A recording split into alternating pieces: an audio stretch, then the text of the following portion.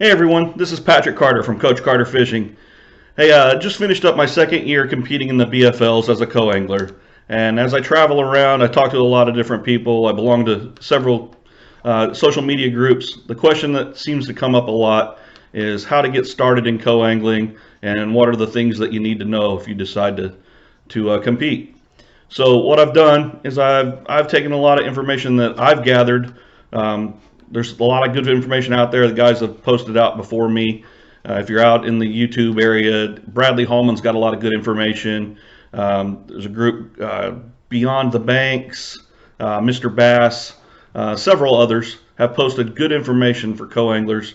I'm not taking away from anything that they've done, but what I've done is I've put together like a 6-part co-angler series, and it takes you through everything from how to get started, what the etiquette deal is, what to expect when you're competing, and some of the equipment that you're going to need. But I've broken it down into 6 parts, just to kind of help you get started, understand what you're looking at. So today we'll just look at those initial steps of what it takes to get started. So you decide you want to be a co-angler. Well, what does that mean? All right. So first of all, let's talk about the difference between a boater and a co-angler. All right. So the boater is going to compete off the front deck. He's got control of the boat. He's going to choose what waters you fish on, what type of fishing you're going to do. He'll make the call on all of that. And as the co-angler, you'd be fishing off of the back deck or in the seating area. I don't know anyone that actually steps down in the seating area, but that's the rule. Boaters on the front deck, co-anglers on the back deck or the seating area.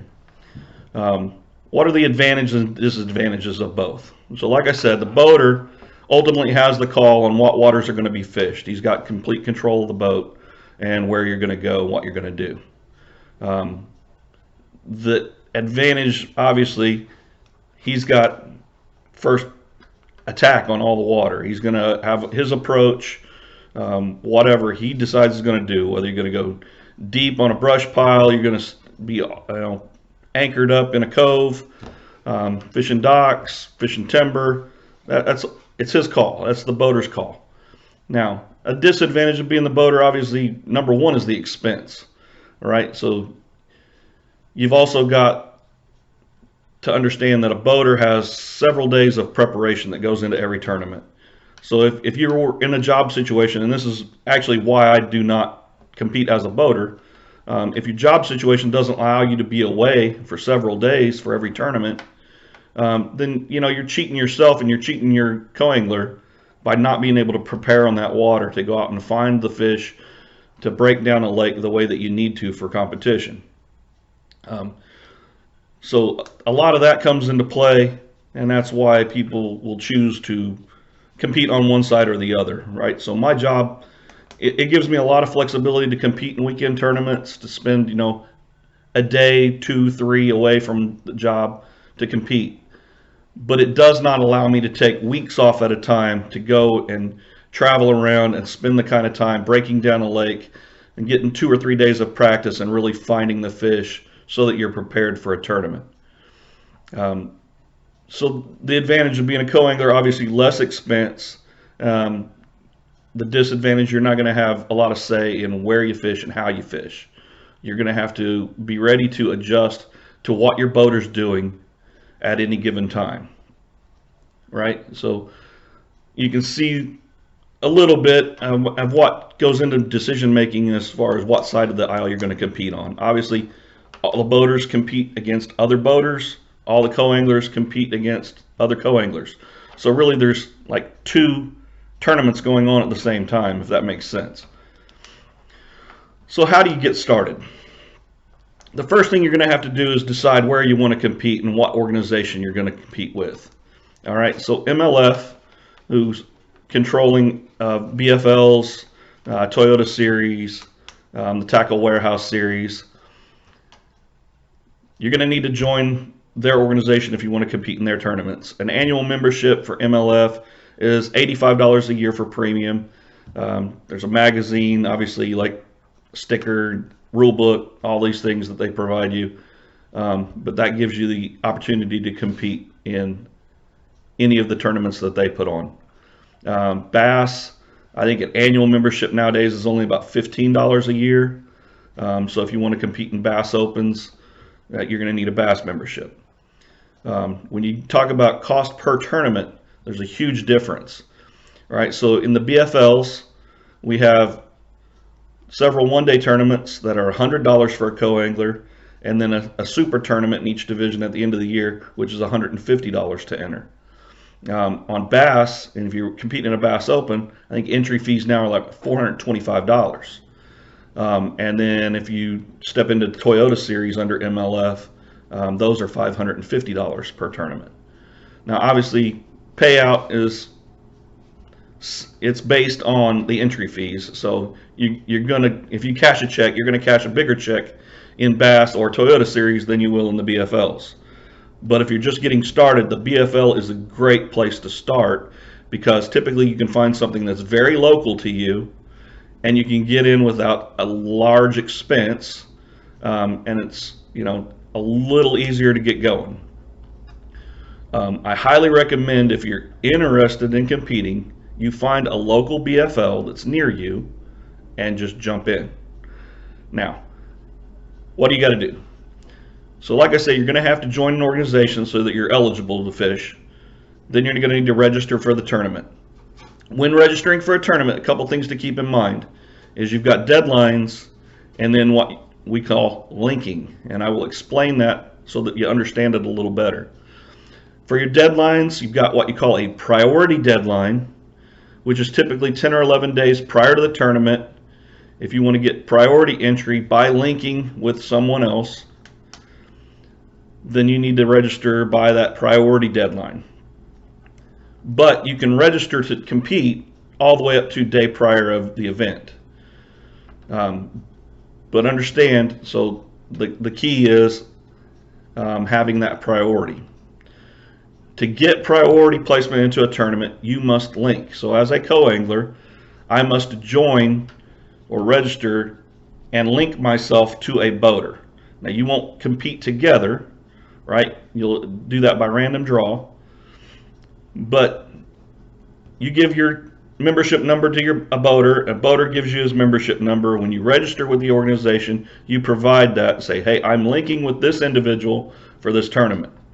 And when you do that by the priority deadline, it helps the sanctioning body keep an even field, right? So you've got to have the same number of boaters as co-anglers. By linking, you're helping them keep a balanced field, so they give you priority placement into the tournament. Anyone who is not linked is not guaranteed a position in the tournament. Now, what will happen if you have more boaters than co-anglers, then however many excess boaters they have, those guys will draw out as what you call a boater-on-boater draw. So two boaters will compete and spend half a day each running the boat. Nobody likes doing that. It's not ideal. It kind of stinks, kind of puts them at a disadvantage. As a co-angler, right, if there's more co-anglers than boaters, I think goes by obviously the ones that are linked and have priority, and then by who registered first, right? It's just a timeline. But if you're not linked, those later entries, if you've got, say, 6 more co-anglers than boaters, those 6 guys won't get a fish, right? So there's no boat to put them on. They'll just drop them off. You're not eligible to compete.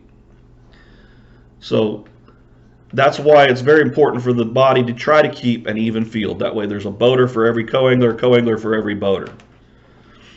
So I kind of explained a little bit about linking, and it comes into a big play for your priority deadline, right? When you sign up for a tournament, if you don't have a link, you sign up as early as possible. You're on standby. You're not confirmed until they start racking and stacking to see how many boaters to how many co-anglers they have. So obviously, all the boaters and co-anglers that are linked, they have priority. Say there's 170 of those, right? And then there's 30 more boats and 26 more co-anglers, right? Once they start racking and stacking the field, obviously those co-anglers are going to make the field. and then you're going to wind up with 4 extra boaters, so you're going to have 2 boat-on-boat draws. If that works out differently, where there's, say, 185 boats, and there's 190 co-anglers, those extra 5 co-anglers just aren't going to get to compete. So I highly recommend you getting a link. If you don't have a link or can't find a link, then the key is register as early as possible for the event, right? And then kind of keep an eye open. And if you're on the Facebook groups, there's a specific page for BFL linking. I think Bass has one as well. But you can find other boaters, other anglers to hook up with and to link with. That way you'll have that priority placement. What they'll also do is the tournament directors will go on there and say, hey, look, we've got 15 spots open for this weekend's event at Eufaula. We need 15 more co-anglers. That's an opportunity that you can jump in a local tournament knowing, hey, you know, I've got a spot because they need co-anglers. So it's another way, if you're just doing an event here and there, keep your eye open on those pages. Tournament directors will announce when they need people to fill the seats. Now, once you get signed up, obviously, like I say, you'll either be on standby or you'll be confirmed. They'll text message you that once you give them your information and you're signed up, you'll receive text messages from the organization to let you know what your status is. Then there's what we call a pre-tournament meeting. The night prior to the tournament, typically around 6:30, 7 o'clock, the night prior to the tournament, you'll have either an on-site meeting or a Zoom meeting, a video meeting. Now, since COVID, we've all been pretty much doing Zoom meetings online. What you'll do is just click in. They'll run through the rules. They'll talk about any specific off-limit areas. And during that pre-meeting, they will do the random draw, which shuffles the field and it pairs boaters and co-anglers up. You will receive a text message with the information of how to contact your boater. They'll receive your information on how to contact you, right? So after the meeting, you'll make contact with each other so that you can discuss, you know, where you're going to meet, what time you're going to meet. I highly recommend you kind of clarify with your boater, you know, if he has a game plan, if he's on anything specific where you can get baits tied on the night prior. If he doesn't know or he's not willing to tell, you just need to be ready to adjust on the fly. Also, like summertime, I highly recommend that you offer to bring some ice for the live well, right? You need to keep the live wells cool in the summertime. Try to protect these fish because they're going to go back into the fishery and keep the longevity of the fishery in good health. So we want to maintain the fish as best we can. In summertime, ice becomes a critical piece of that. Talk to your boater, offer to bring ice, ask if they need you to bring drinks, if there's room in their cooler. Always bring enough drinks for yourself. They may tell you, hey, look, I've got water on board, but bring anything that you might want. You can throw it in the cooler. Clarify those things the night prior so that when you show up in the morning, you're on the same page, you meet up, you get the boat in the water, and you're ready to go fishing with a lot of confusion. All right, so that's going to be everything from making the decision to get signed up all the way through getting your first pairing at your first tournament. So this is going to be the end of episode 1, right? This is going to be a 6-part series. So if you like the information, give us a thumbs up, click that subscribe button down below, and you'll be notified anytime we post new content. Now, the outline for all 6 of these episodes is already done. I'll be posting these about 1 a week. And then once we get done with the Co-Angler series, we'll move into some other things. But this is definitely going to launch the Coach Carter Fishing video page. I hope that you'll join in and follow along. I hope that anything that I can give you as far as information, feel free in the comments section, ask any questions. I can address those in future videos. But that's all we'll have for this evening. I hope you find a little bit of this helpful. I know we went through it kind of quick. In the next episode, we will talk about etiquette and protocol.